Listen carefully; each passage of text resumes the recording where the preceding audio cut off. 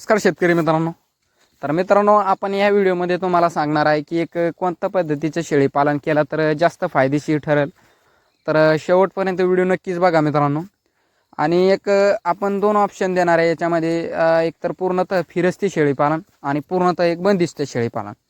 सुरुवात जर बघायची झाली मित्रांनो, तर पूर्णतः बंदिस्त शेळी पालन कोणत्या माणसाने करावे, तर याच्याबद्दल तुम्हाला एक संपूर्ण माहिती सांगतोय. सुरुवात जर बघायची झाली तर ज्यांना एक शेळी पालन बंदिस्त कोणी करावं पूर्णतः, तर एक त्यांच्याजवळ एक फिरण्यासाठी एक जंगल नसेल किंवा जास्त एक क्षेत्र नसेल किंवा एक त्यांना एक फिरवण्यासाठी जागा खूप कमी प्रमाणात असेल किंवा एक नसेल सुद्धा, तर तशा माणसाने काय करावं, एक पूर्णतः बंदिस्त शेळी पालन केलं तरी चालतंय.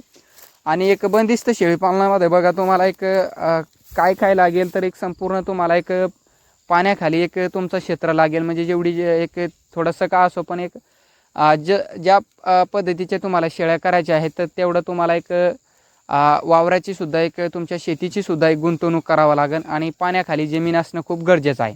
त्याच्याशिवाय एक बंदिस्त शेळी पालनामध्ये एक चांगल्या पद्धतीचा रिझल्ट मिळत नाही. गण सुक्या चाऱ्यावरती सुद्धा शेळी पालन होतं आहे, पण तुम्हाला 1 ते 2 वेळेस तुम्हाला हिरव्या चारासुद्धा एक त्याच्यामध्ये तुम्हाला शेळ्यांना एक टाईम द्यावा लागतं. एक टाईम दिला तरी चालतं आहे आणि जास्तीत जास्त 2 टाईम दिला तर बेस्ट आहे. तर बाकी मग सुक्या चारावरती सुद्धा शेळ्या ठेवल्या तर काही हरकत नाही. आणि दुसरा म्हणजे एक फिरस्ती शेळी पालन कोणी करावं, तर ज्यांना संपूर्ण एक डोंगराळ भाग असेल किंवा एक भरपूर असं जंगल असेल किंवा फॉरेस्टी जंगल असेल किंवा एक अशा पद्धतीचं जर असेल तर 100% त्यांना एक फिरस्ती शेळी पालन करावं. जेणेकरून काय होईल, त्यांना एक ऑप्शन आहे फिरवण्यासाठी शेळ्या. तर तशा माणसाने एक आपल्या शेतीची एक गुंतवणूक करू नये किंवा एक बंदिस्त शेळी पालन करू नये. जेणेकरून काय होईल, जर तुम्ही बंदिस्त शेळी पालन करण्याचा विचार करत असाल, जर तुम्ही एक तुमची शेतीची सुद्धा एक गुंतवणूक होईल. तर शेतीची एक जर तुम्ही गुंतवणूक केली तर तुम्ही एक फ्री राहाल आणि जर तुम्ही एक फ्री राहिलात तर तुम्हाला एक शेतीची गुंतवणूक करावी लागेल. तर एक दोन्हीमधून तुम्हाला एक कोणतंही एक चांगलंच आहे.